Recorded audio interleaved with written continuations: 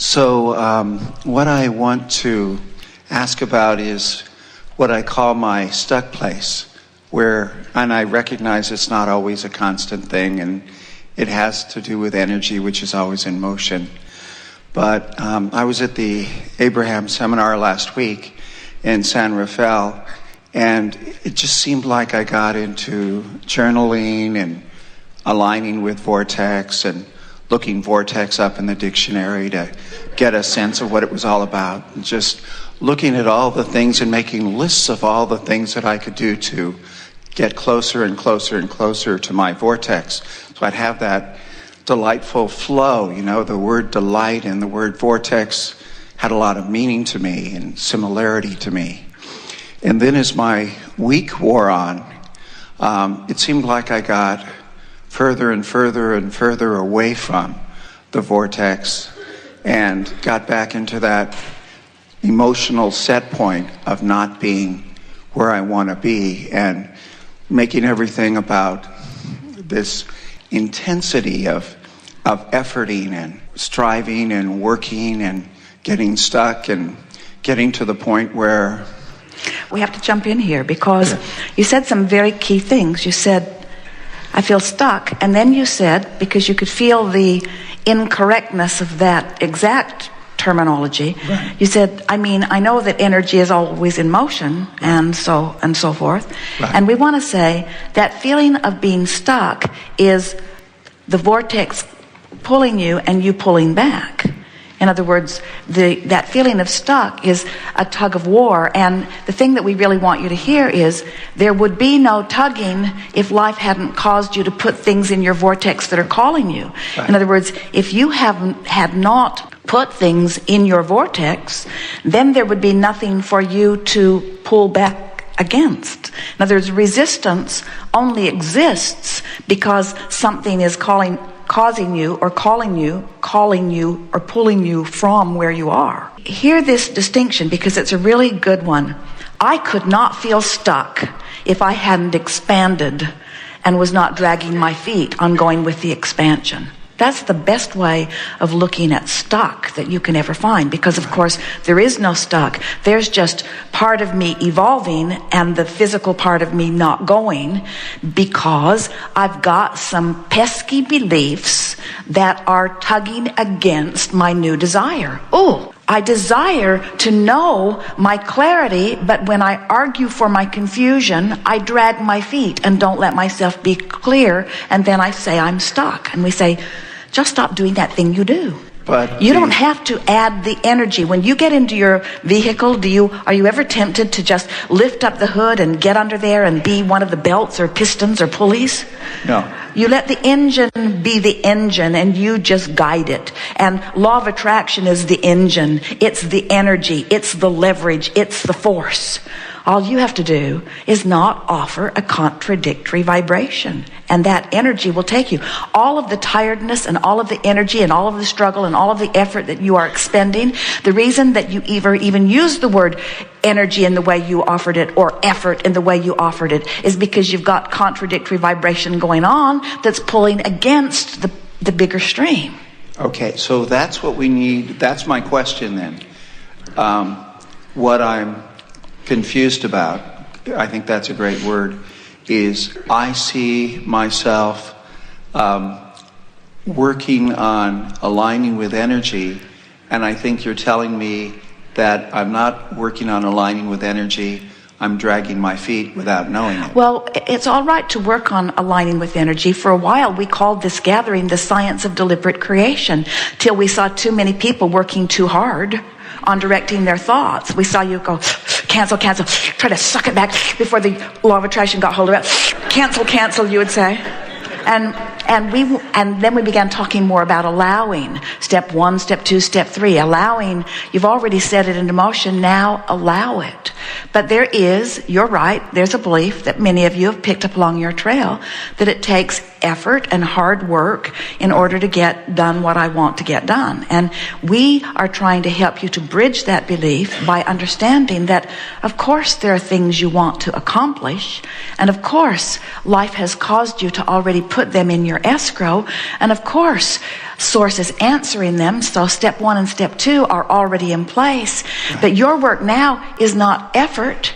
Your work now is not hard work or struggle. Your work now is the opposite of that. Your work now is relaxing and allowing what's already brewing there to bring you in.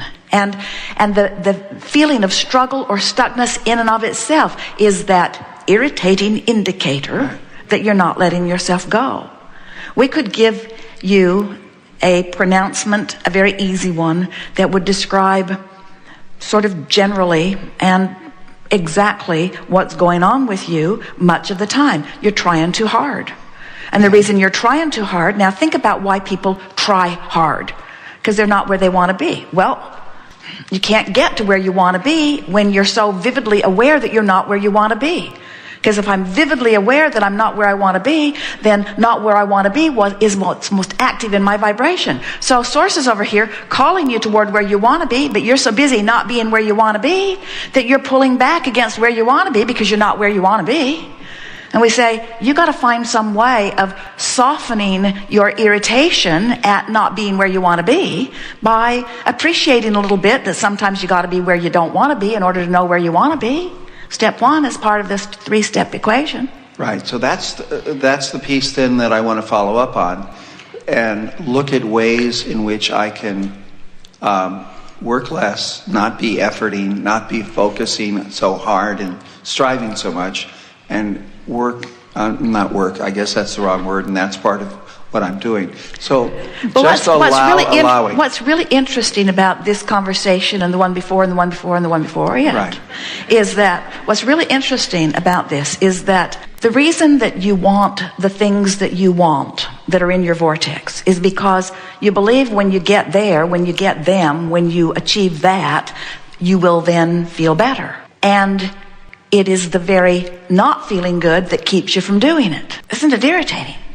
So you say, well, if I could get there, I'd feel better. And we say, yeah, but you got to feel better to get there. And you say, therein lies my confusion. I got to feel better to get to the place where I'll feel better. But if I don't feel better before I get to the place where I'll feel better, I can't get to the place where I'll feel better. And we say, exactly. And you say, well, if I could feel better, if I could stay where I am and feel better, then I wouldn't need to go to the place where I'll feel better. And we say, exactly. A woman said to us, Abraham, I don't think you care if my lover ever comes. I think you just want me to get so good at imagining him that I don't notice that he's not here. We said, exactly. Because when you feel good anyway, then everything that you want has to. So what's screwy in there is the belief that I have to work hard to get to where I want to be. What's screwy in there is I don't believe that I'm worthy without some sort of real perseverance and struggle. Therefore, I always set myself up for hard work, but I never really get there. And we say it's because it defies law. What's in the vortex matches ease and confidence and worthiness. These are the things that you want to foster within yourself. So we want you to line up with this vortex. We want you to get in the vortex. We want you to close the gap, not because you want to achieve what's in there, but because nothing else is natural to who you are. We wanted to say to our irritated friend earlier, and said it several times, your irritation is about misalignment, period. It's not about all those things it seems to be about. You're irritated because you're not in the vortex, period. And you're tired because you're not in the vortex, period. And you're confused because you're not in the vortex, period. And period. That's all there is. And you say, I get it. I'm supposed to be in the vortex. And I'm irritated that I'm not. And we say it's a vicious cycle, isn't it? Right. So sure you got to make peace with not being in the vortex before you can be in the vortex. How about that? Right. Well, I have to make peace with where I am. What I heard from this morning was the appreciating that you're not in the vortex starts you moving toward being in the vortex. So what it really comes down to is through life, you have carved out not just a future life experience. You have carved out a vibrational identity for yourself. And that larger, non-physical, vibrational identity that was there before you even came into this body, but that you've added to every day since. This vibrational identity is so big and so joyful and so in the center of that vortex, in the center of that world that you've created, that it dominates everything that you are. So in every moment of your conscious awake experience in your physical body, you are experiencing what it feels like to have this relationship with this huge, vibrating being that is you, that has become. In other words, you have a vibrational beingness or personality. You have a vibrational becomingness that every moment you're being measured against. And what's happened with your measure, in other words, law of attraction, is causing that relationship to be acutely felt. Sometimes the acute feels like irritation. Sometimes it feels more. Sometimes you're so in sync that the relationship feels like bliss. Mm-hmm. When it feels like clarity, the relationship is melded. When it feels like irritation, there's some separation. When it feels like anger, there's more separation, more vibrational difference in who you are. So when we say to you, you can never not be aware of your vibrational relationship with who you've become, then you say, okay, yeah, but my awareness of it doesn't make it any easier for me to meld into it. And we say it will in time. When you consciously acknowledge that the way you feel is in your physical human thinking control, and you start deliberately thinking thoughts more like the thoughts that the source within you think, loving yourself more than criticizing yourself, loving others rather than criticizing them, looking for positive aspects rather than negative aspects, looking for abundance rather than lack. As you start training yourself into the vibrational frequency of who you really are, then that gap closes and you begin to feel that ease rather than that struggle. And what's happening to you now?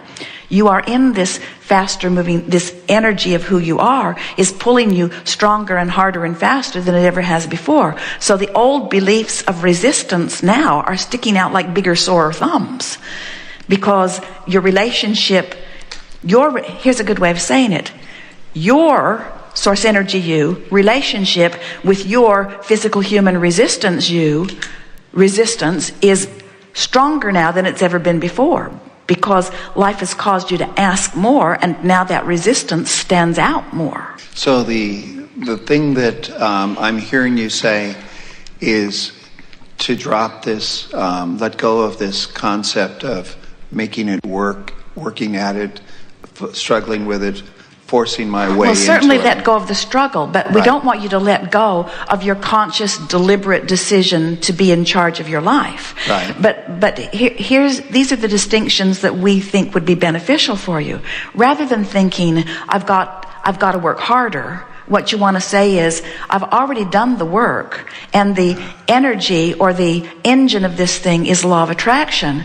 I need to ease up and allow myself alignment with it. Okay. It's like here's the image that we would like to portray. First, we want you to accept that this vortex is the biggest game in town. That this is the dominant vibration of who you are. It includes who you were before you were born, and it includes every amended desire you've tossed into it since. And it includes source energy tending that extended, exaggerated, amended version of you. So this is where it's at. And then there's you. Where are you at? Are you close in? Are you far apart? Are you in the vortex? When you're in the vortex, you rendezvous